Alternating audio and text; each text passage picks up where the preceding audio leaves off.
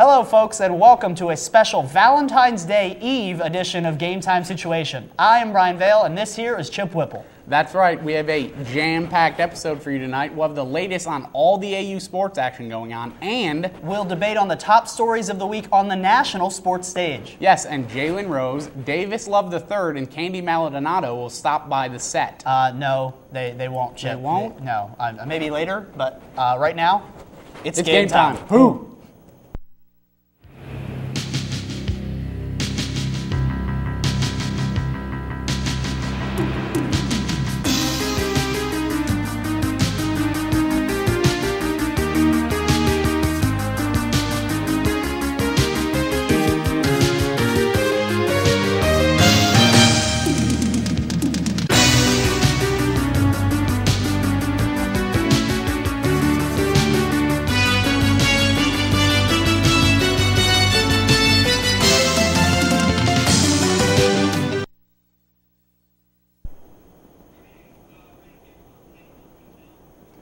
Two weeks ago, the Lady Eagle basketball team was all candies and flowers. After 3 straight wins, AU hosted Ferris State January 31st at Cates Gymnasium.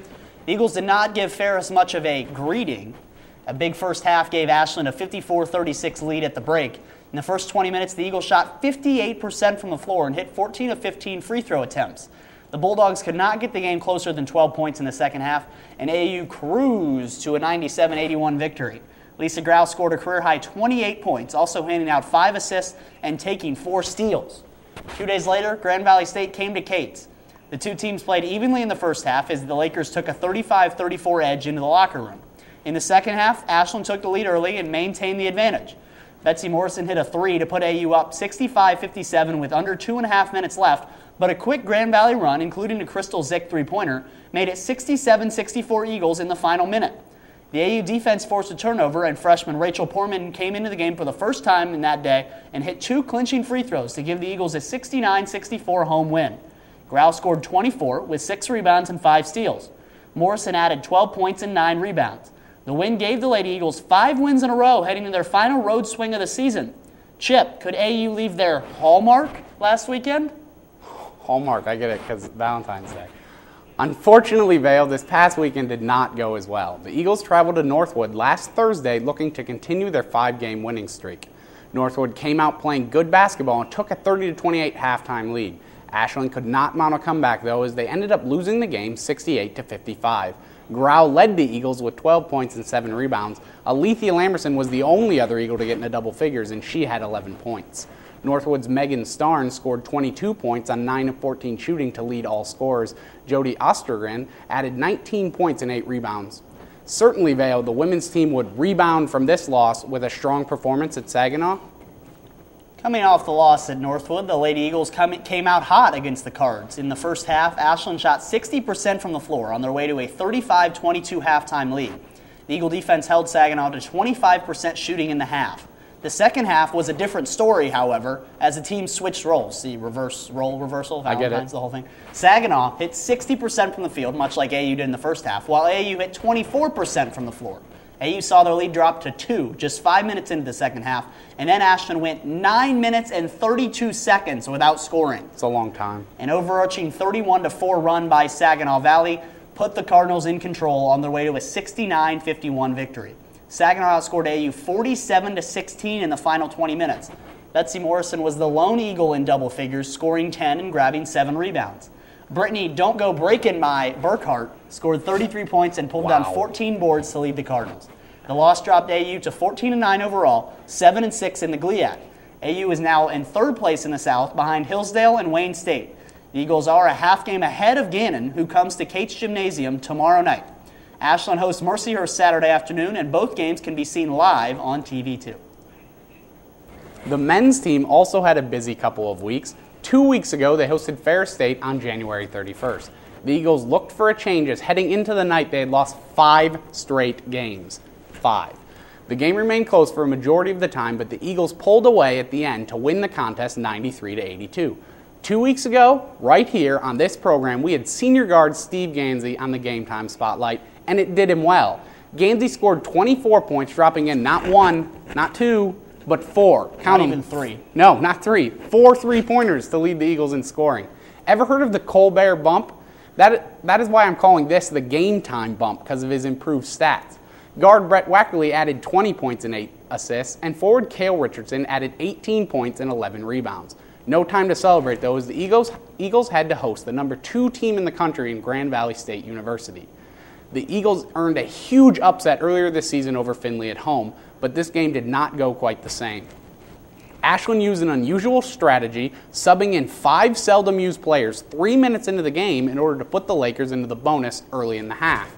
The reason Ashland tried this strategy is because the Lakers were the 11th ranked team in free throw percentage in the conference at the time. The plan did not work, however, as the Lakers routed the Eagles 84-58. To add insult to injury, the Lakers shot 23 of 28 from the free throw line to show that obviously that strategy did not work. Brett Bartlett led the Eagles with 19 points. Richardson added 16 points and grabbed 5 rebounds. Callista Suzuku led Grand Valley with 19 points, 10 rebounds, and 2 blocks. No soup for you. So the Lakers remained undefeated, and the Eagles traveled to Northwood this past week looking to improve on their road record. How did the Eagles do, Vale? The Eagles took on the Timberwolves Thursday with little momentum on their side. Perhaps we should have known they would be okay, though, what with a rose on their side. The two teams were even early, but slowly AU pulled away, taking a 48-28 lead into halftime. Ashland hit 7 threes while holding Northwood to 31% shooting from the floor. The Eagles cruised to an easy 86-61 road win as the Eagles shot 56% from the floor, Cale Richardson leading the team with 21 points and 8 boards. Brett Wackerly added 19 points and 10 assists. Brett Bartlett scored 16, Steve Gansey added 11, and acting as a thorn in the Wolves' side, Tyler Rosenberger scored 10 points. Northwood shot just 34% from the floor in the loss. Chip, could the Eagles parlay this win into another on Saturday? In fact, Vale, they did parlay that victory into another one this past Saturday. Ashland traveled to Saginaw Valley State with the momentum of the large win over Northwood. This game was much closer with a much smaller margin of victory than the previous game. Ashland fell behind early in the game 22-10, but fought back to just a 1-point deficit at halftime. Strong play from Richardson and Bartlett kept the Eagles in the game, but let's face it, folks, it all comes back to where? Game time. Game time situation, and that means Steve Gansey. The Eagles controlled the ball with 17 seconds left, and the score tied at 64. Though the play was not called for him, Gansey ended up with the ball with about 8 seconds left to go and got fouled to go to the line for 2 free throws. Gansey hit the first, and then a Saginaw timeout froze Steve Gansey enough to make him miss the second. Luckily for AU, Saginaw could not get a shot off in the last 5 seconds, and the Eagles hung on for a 65-64 victory. Richardson led the Eagles with 20 points, and Bartlett added 17 points. Ashland will host Gannon tomorrow night at Cates Gymnasium, and you can watch it right here on TV2 with our own Brian Vale. Now, I'm not trying to freeze you here, Vale, but I think we need to take our own timeout. All right, but we'll be back with more AU sports to talk about right after this on Game Time Situation. What do a store owner, a mother of 2, and an honor student have in common? They've all recovered from a mental health problem, and they're all part of our lives. Mental health problems are surprisingly common. They affect almost every family in America, maybe even yours. Get the facts about mental health. Call 1-800-789-2647 because mental health is part of all our lives.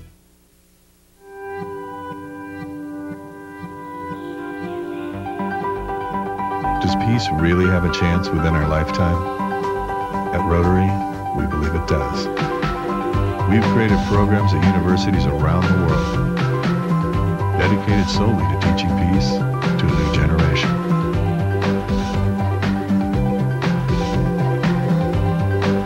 There's a new symbol for peace. Rotary. Hi, Mr. President. My parents believe that eating meals together will make our country strong. Is this something that you did when you were a kid? I did eat with my family so long as my mother wasn't cooking. Not good making fun of your mother, even if you are president. But it is good to have dinner with your kids. We know the more often children have dinner with their families, the less likely they are to smoke, drink, and use drugs. So simply having dinner together can help your children forever, even if you're not a great cook. This is a banana. This is a cat. This is fire. This is harmless and actually helpful to some people. Don't believe everything you hear. The fact is that every major health organization rejects smoked marijuana. Now that the smoke is cleared, discover truecompassion.org. Ashland Theological Seminary, transforming the world. One pastor. One counselor. One city. One campus. One village. One family. One teacher. One crisis. One missionary. One shelter. One church. Transforming the world, one student at a time.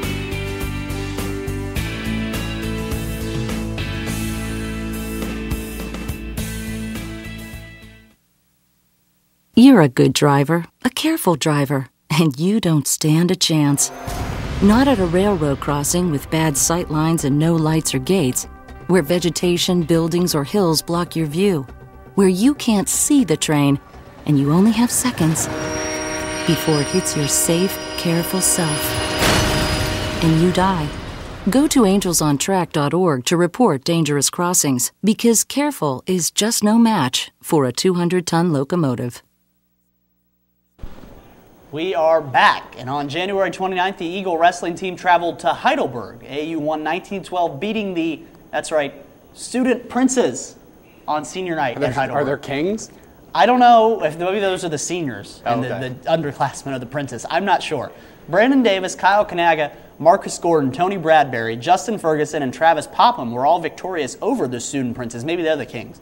The 8th-ranked Pitt Johnstown Mountain Cats came to AU, as apparently it was crazy nickname weekend for the Ashland wrestling team. That was on February 1st.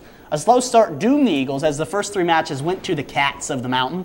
Marcus Gordon, Muhammad Abdur-Rahman, Josh Ohl, and Ray Kent were the winners for Ashland.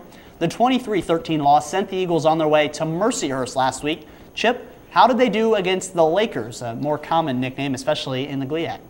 The losing continued for AU as they traveled up to Erie to take on the Mercyhurst Lakers. That's where they get their name, Lake Erie. Mercyhurst won the contest 24-15, taking most of the early weight classes. 4 Eagles did earn individual wins in the match. Kananga won by forfeit at 141, Ferguson won at 174, Jordan Job earned the victory at 184, and Ray Kent won at 285. A couple losses in a row might set some teams back, but did the Eagles glide back into their winning ways against Findlay this past weekend, Vale?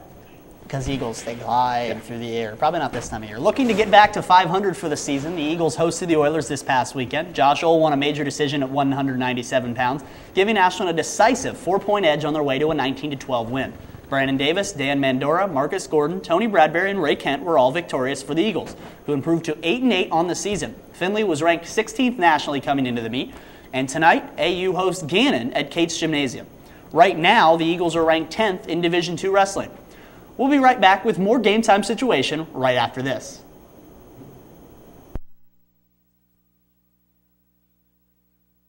So simple as a child, yet 500,000 children in Ohio have vision problems. Problems that, if not detected early, can lead to loss of sight and difficulty learning. Simple activities like riding a bike can become dangerous.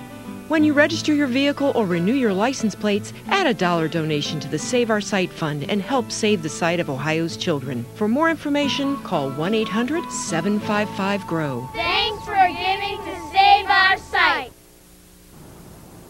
Sure, my neighbors Jean and Louise, they may be superheroes with superpowers, but that doesn't make them so super at saving energy and money.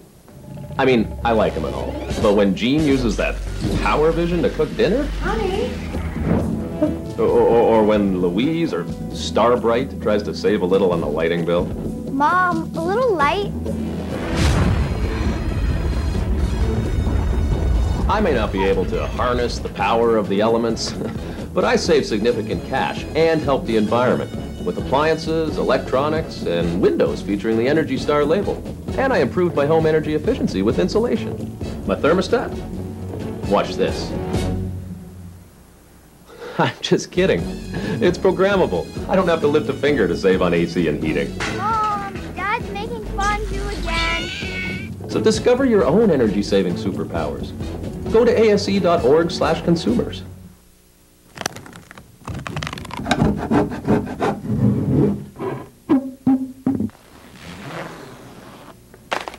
No matter what type of home renovation you're planning, put this at the top of your to-do list. Make sure your family is up to date on the tetanus vaccine, because after 10 years, none of you are protected against tetanus and another potentially fatal disease, diphtheria. A minor injury, such as a cut or a scrape, can put you at risk for a tetanus infection. And while safety gear offers some protection, an up-to-date vaccination called the TD booster is your best insurance against tetanus. If it's been more than 10 years since your last booster, then it's not just your house that's out of date, it's you. If it's been 10, do it again. Talk to your healthcare provider to find out if it's time for a TD booster or visit nfid.org.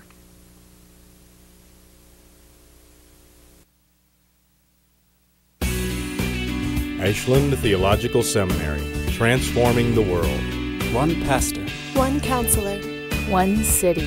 One campus. One village. One family. One teacher. One crisis. One missionary. One shelter. One church. Transforming the world, one student at a time.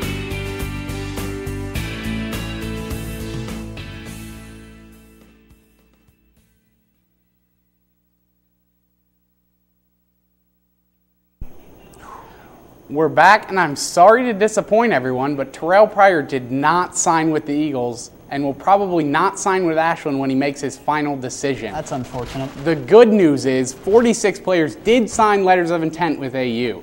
The 46 players consist of high school seniors. 44. 44 of them, and college transfer students. 2. 3 Ashland high school seniors decided to continue their football career here at AU, highlighted by quarterback Taylor Housewright. The 2 other Ashland High players signed were defensive back Tyler McFarland and kicker Greg Berkshire. The new faces look to blend in with a team that made the NCAA Division II playoffs this past fall for the first time in 10 years. Along with the high school seniors signing with Ashland, the 2008 schedule was unveiled for the football team. The Eagles open at home on September 6th against Ferris State.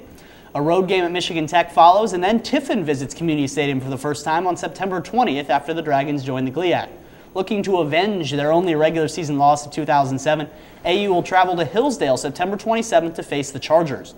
On October 4th, Wayne State comes to Ashland, and then the Eagles head to Northwood the following week. Ashland hosts Saginaw Valley State October 18th and then travels to Allendale, Michigan to meet the mighty Grand Valley State Lakers. November 1st, we'll see AU at Indianapolis, and then on November 8th, the Eagles close out the regular season at home against Findlay. The women's indoor track team traveled to the Akron Open in the beginning of February. The 4x400-meter relay team took second place behind The Ohio State University. The team consists of Stephanie Tinney, Lisa Roth, Lauren Coles, and Alyssa Kalam. Jen Tinney took third in the shot put while placing fourth in the discus. Various other Eagles finished in the top 10 in their events in a field made up of over 15 schools. The women will travel next to Findlay this weekend to compete at the Findlay Open and the All-Ohio Championships.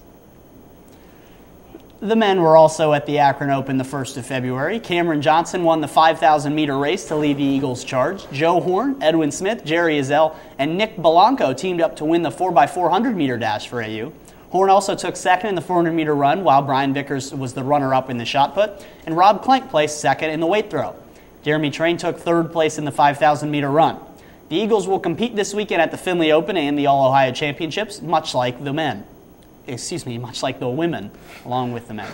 We'll take a break to let you, the viewer, get some last-second Valentine's Day shopping done. When we return, we'll propose several questions for you to ponder. Now, another fact of Congress.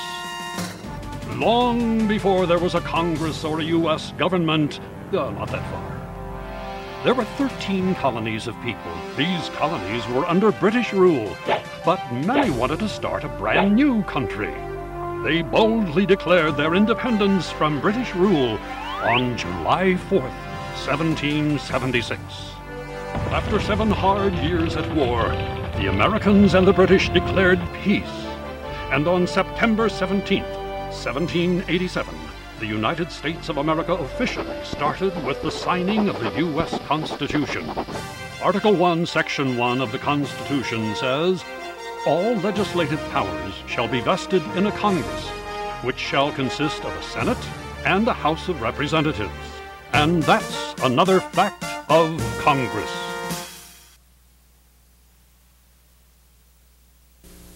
Congratulations on the promotion. I hope you're saving the extra money. You gotta put it in stocks. If you want to get ahead. No, buns. And CDs. Way to go. Buns, Firing, you know, you Stick it under the mattress. Getting plenty of advice, but not enough facts? Visit saveandinvest.org. No confusing advice, no sales pitch. Just unbiased information and tools to help you manage your money with confidence. Saveandinvest.org. Across America, Service Learning is helping students improve their grades and their communities by connecting the classroom with community service. Working together, students solve real problems, build new skills, and apply their knowledge in a whole new way. Inside the classroom and out, Service Learning opens new doors and brings learning to life. Get your school involved. Visit learnandserve.gov to find out how.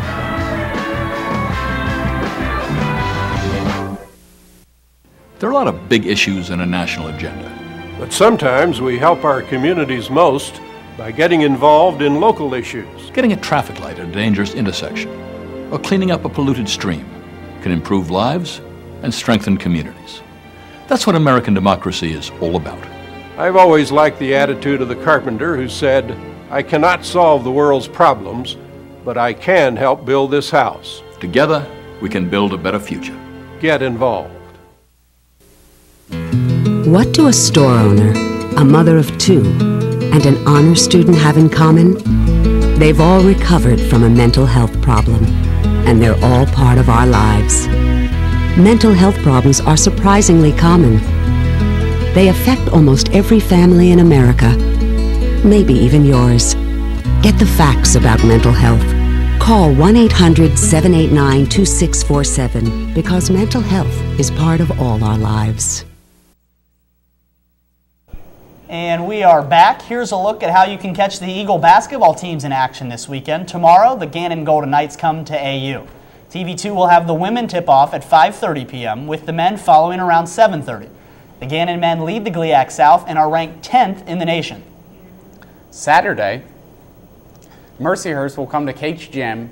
TV2 will have both games, with the women starting at 1 and the men following at 3. The Lady Eagles won at Mercyhurst 76-71 on January 10th. So be sure to check those out. All right, now that we've updated you on all the AU athletics, let's expand our scope and take a look at what else is going on in the national scene. We're joined by Brendan Bittner. The Memphis Tigers, Division I college basketball, they're the only unbeaten left in D1, 23-0. John Calipari's team is 9-0 in Conference USA, coming off last season where they advanced to the Elite Eight of the NCAA tournament. So the question I pose to you, Chip and Brendan, is will the Memphis Tigers win out in the regular season and head into the tournament undefeated? They have 8 games remaining, including on February 23rd, they play Tennessee at home, who's ranked 4th right now. And that's the big test right now, is that game against Tennessee, because Tennessee is probably going to move up to the number 3 team in the nation with Kansas losing. So that's a huge game. That'll be two top three teams in Memphis. In Memphis, but I think if there's a hiccup, it's that game, and I think Tennessee's going to pull it off, and nobody's going undefeated through the regular season. They're going to lose to Tennessee?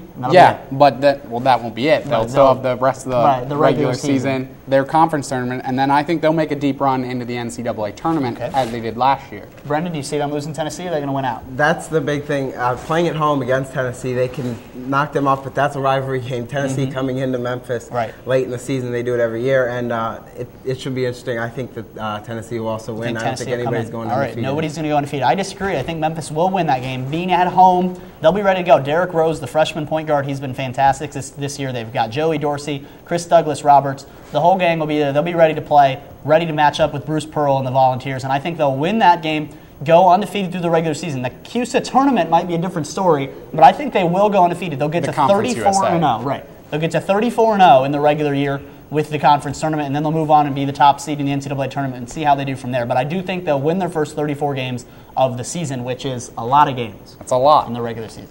All right, next topic. The NBA All-Star Game is this weekend in New Orleans, so that means we have moved past the midway point of the season. Chip, Brendan, who is your first half MVP? The obvious candidates, LeBron James, Kobe Bryant, Chris Paul, Kevin Garnett. Throw Caron Butler in there if you'd like. Who you got? I'm probably not going to throw Caron Butler in there, but let's face it, I'm from the Cleveland area. I watch him play every night. I think I'm going to go with LeBron James here. He's averaging 30 points, over 7 rebounds, over 7 assists. There's nobody else in the NBA right now that's doing that kind of stuff. And he leads a team where if he wasn't on it, they'd have 12 wins, 13 wins right now. They're winless when he doesn't play. He's the most valuable player in the league because without him, the Cavs are they're not the 4th seed in the Eastern Conference for sure. Okay, Brendan, thoughts? I agree with Chip. His numbers are just absolutely outstanding. But the thing that could make it interesting is Chris Paul is really leading that Hornets team through that Western Conference, which is pretty amazing. 20 points, 10 assists, 2 steals, and they're leading their division. And he's doing it with, he does have 2 big men with him, David West and Tyson Chandler. But LeBron James, though, is doing it with almost nothing. Right. So I think he is the most deserving to win the most valuable player. I'm going to have to agree, to be honest, because, yes, all 3 of us in agreement here. Kobe Bryant's had a great year with the Lakers. He's never been in the top 2 of an MVP race. Yeah, that's surprising. Which is stunning. LeBron James finished second? Second to Steve Nash 2 years ago. And then he was in the top 5 last year as Dirk Nowitzki won. I think he will win it this year. As these guys both mentioned, he's not only the best player with the best numbers, 30 points, 7 assists, the whole thing, 7 boards, couple steals, shooting a high percentage. He's the most valuable player. Without him, the Cavs wouldn't be anywhere. So you have the guy putting up the best numbers. You have a guy who's very valuable to his team. They're 7 games over. They're not 29 and 22 right now with the big game tonight coming up against the Spurs. We'll see how he fares in that one. But I think LeBron James is on his way. And in the first half, LeBron James, we all say unanimously, is the NBA MVP. All right, final topic. The All-Star game this weekend, New Orleans. Forever and ever, it's been East against West. The last few years, it's been West. Predominantly, yes. They're the better conference throughout the regular season, playoffs, everything. The West is better. So a change maybe in the offing. What do we think about a format change? Maybe we'll throw this idea out there, a U.S. or a North America against the world competition. Chip, what do you think about this idea? They have this type of setup in hockey where the North American team, they used to. The North American team would play the international team. And in the NBA, I think it could work on maybe do it every other year type of basis. Not a permanent thing, but because there is a lot more international players coming into the NBA now. In the past 5 drafts, 2 of the top #1 overall picks have been foreign players. And with Yao Ming, you got, if you count Steve Nash, who's Canadian, who's kind of foreign. If you count that as on the foreign team, you got Tony Parker, Peja Stojakovic, Pau Gasol, Dirk Nowitzki. I mean, the last 3 MVPs are foreign players. Yes. But a problem with it, I think, would become that too many American players would not get in it when lesser European players would be making the All-Star team. Okay, Brendan, what do you think? I think Chip makes some good points. What do you say? I think it would be interesting, especially with the way that David Stern is trying to expand the league and move it globally, to put these international players up against the American players. And it'd be fun to watch, definitely. You would be able to put together 2 very deep teams. I agree. And 2 very talented teams, and it would be definitely fun to watch a little change up from the East versus West. We're going to agree again here. I think it. My reasoning is why not? Why not try it? I mean, what's the worst that could happen? I mean, the U.S. dominates the world team, and then we go home. So if that happens, then you just go back to the East against the West. The West already dominates the East as it is. So why not try it in a different format and just shake things up? You could have the game somewhere else. You could have it, say, the game in Toronto, and just give it a little more international flavor if you want. Or you could even go into Europe and have the game in London or something like that and just make the All-Star break longer, perhaps. So we all say LeBron James is the first half MVP. These guys say Memphis won't go undefeated. I say they will. And we all say, why not try a U.S. versus the world NBA All-Star game? That's all the time we have. Hope your Valentine's Day is going to go swimmingly. And Chip, why don't we let the folks at home know when we will return? We will be back with another edition of Game Time Situation, February 27th. Postseason action will be underway, so it should be an action-packed program. Sounds great. We'll also have the return of the Game Time Spotlight with another athlete going under the lights. That's right, and I'm sorry, Vale, that we couldn't find you a date for Valentine's Day. Well, I guess that's fine. Thanks for joining us tonight. We'll see you in 2 weeks. Have a good evening, all.